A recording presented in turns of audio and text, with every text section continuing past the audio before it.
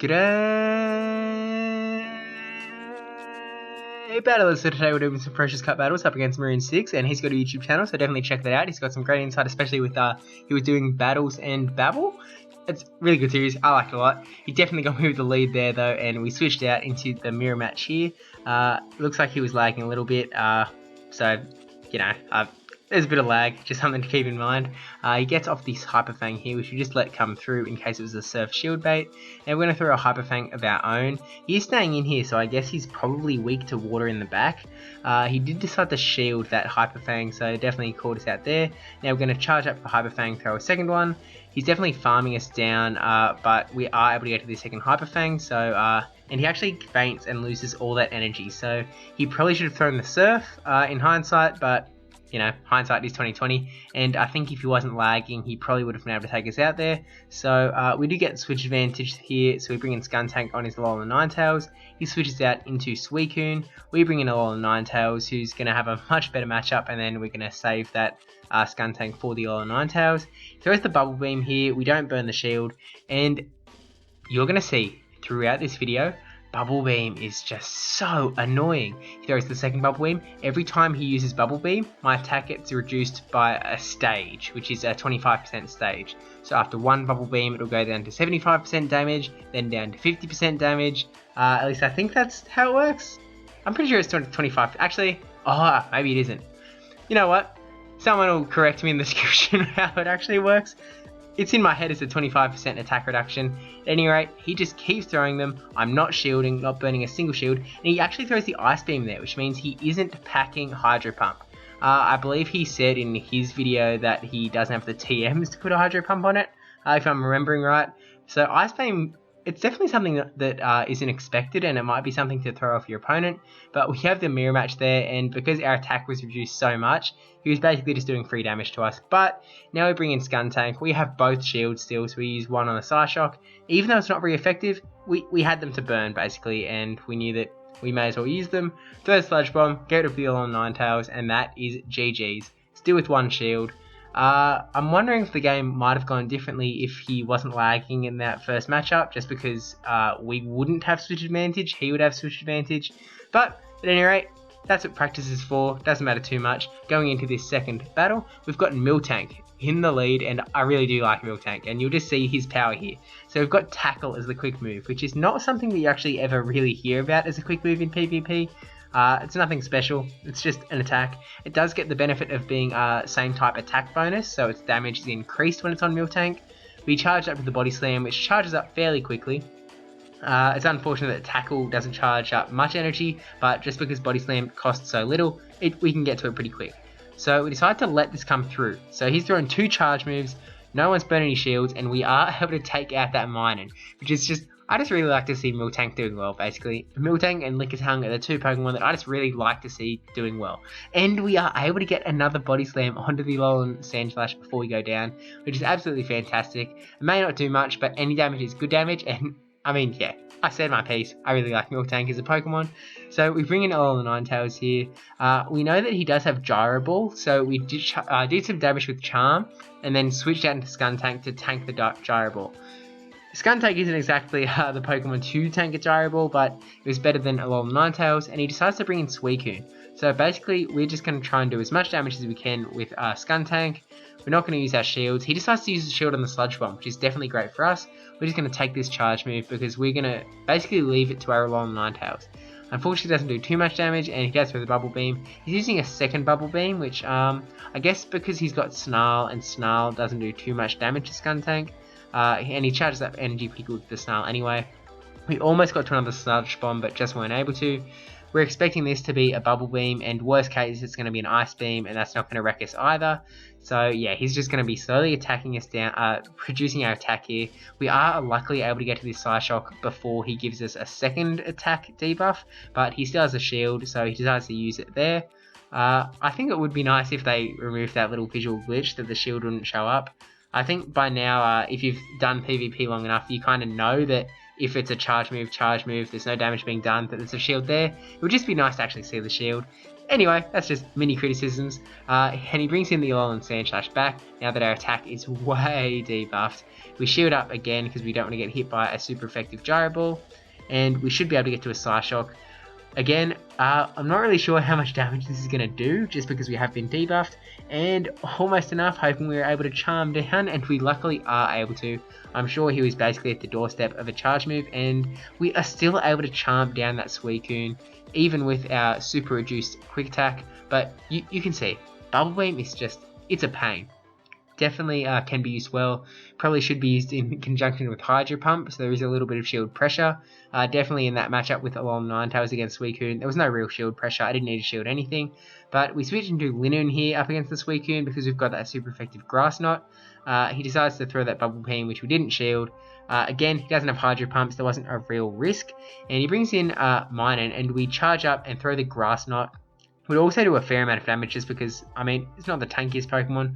We get to another Grass Knot before he throws a charge move, so we'll see if he decides to burn the second shield, and does decide to burn the second shield, so we're still holding on to both shields. We're sitting in a pretty good spot. Let this come through. It's a discharge. Does a fair amount of damage. We're kind of hoping to be able to get to another Grass Knot, but just not going to happen there.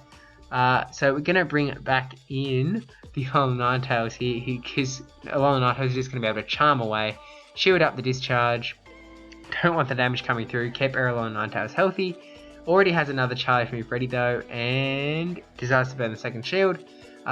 Hoping to be able to faint down without him getting another charge move off, but he actually switches out into Bibarel, which I don't know. Bibarel. I should really Google it. I should probably do that.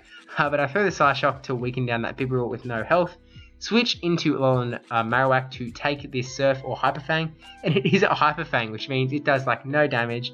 Fantastic switch for us. Just worked out really well because, I mean, Hyper Fang is a fair bit of energy and it's just done nothing there. Throw the Bone Club, get rid of him, brings in Suicune, so this is not where we want to be. But luckily he is throwing the charge move, which, I guess Snarl again isn't doing too much damage, so, and you get damage is good damage. We almost got to that Shadow Ball, not really sure how much Shadow Ball would have done, especially after that attack debuff. Really just not sure how much anything is going to do with the attack debuff, and that's why, in this cup especially, I think you kind of need to do a lot of practice battles up against Suicune or using Suicune, just so you can see the updates to the matchups, basically. So in other cups, you can kind of just learn the matchups, you know, okay, Alolan Ninetales can beat this Pokemon, Minun beats this Pokemon, but when there's attack debuffs going into the mix, it's definitely different. So he's able to take us out there with the Suicune in the end, and that is GG's. Moving on to this next battle. In comes the Miltank again, really happy to see him, and he's got Nidoking, so we'll see if he's, I think that's Fury Cutter, so I think it is a Legacy Nidoking. Definitely if you don't have the Legacy Nidoking, Nidoqueen is better. And do we actually switch out at the same time? So he switches out into Alolan Sandslash, we switch out into old Water Beaver, our good mate, and we've definitely got the preferable matchup here, I think. Throws the Gyro Ball, not very effective damage, which is great for us. We charge up some extra energy and then throw this Surf. We'll see if he decides to burn the shield or not. No shield, which is definitely the right move, I think, because we're just going to be able to Water Gun him down. He just wants to hold on to his shields. He brings in Raichu, which is a little bit of an interesting move just because he's definitely going to have to shield up these charge moves. And he just shields out the first one. Hoping to get to another Surf, but we weren't able to, so going to bring in the Miltank with the Body Slam ready. Again, because Raichu Raichu's pretty squishy, so Body Slam would do a lot to Raichu.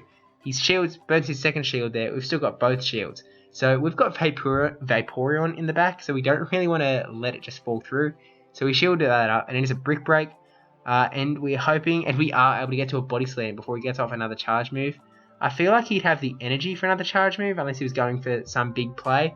But at any rate, he brings in Nidoking. We were going to switch out to Vaporeon, but it's actually better because we weren't expecting him to use the charge move here. But he did throw the Mega Horn, using up his energy there, bring in Vaporeon, which is a great matchup here. Able to use this shield for possibly an Earth. Nope, Mega Horn. Okay, interesting. Maybe he only has the one charge move on it. I'm not sure what other charge move he'd have, but anyway, Vaporeon finishes off that Nidoking. Down he goes.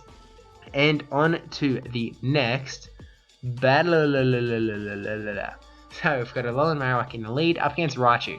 Now we have Bone Club, which is going to do super effective damage, but it isn't great damage. As we've seen from the Sinister Cup, Bone Club doesn't do a lot of damage. It's not a great move. It's just a low energy move that usually is just used for baiting.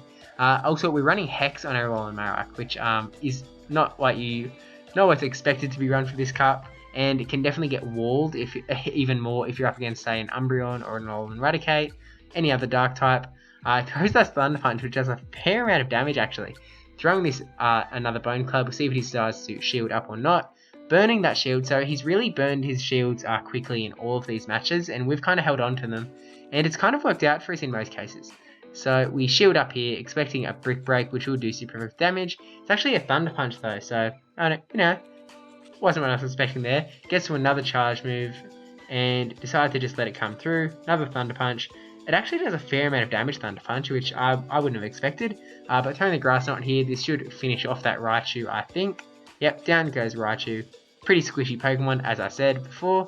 Brings in the Minun, and we do have Dig, which I think we're going to try and go for the Dig here. He's got no shields left, so it's going to go through. Shield up this Discharge, and then we should be able to get to the Dig before we get to another one, and we are able to. Here comes the Dig. See just absolutely how much it wrecks that Minun. Goodbye, Minun. And in comes Suicune in the back. So we were hoping to get to this Grass Knot, but Grass not able to do that. I know, I'm hilarious. Bringing in the Skuntank up against the Suicune, and he throws the Ice Beam. I feel like Bubble Beam would have been the better play. Maybe he misclicked, or maybe he was expecting another Pokemon. I'm not too sure. Just throwing the Ice Beam's hard. And actually, double Ice Beam, I mean, it's definitely tanked down my health a lot. I guess it must be quicker. It must be more efficient. Maroon6 is no rookie, and he is able to take us down there, even though we threw the Sludge Bomb, surviving with that minimal HP, and that is GG. So thank you, Maroon6, for the battles. Please check out his channel, because he's really got some great insight. Like, I keep saying that, but it is true. I watch every single video. It's great stuff. Go check him out. Go subscribe. And don't forget to like, comment, subscribe to me, because I'm all important here. Yeah. But yeah, see you in the next Ferocious Cup video, or I don't know, something about the Reggies. I don't know. We'll see. Bye.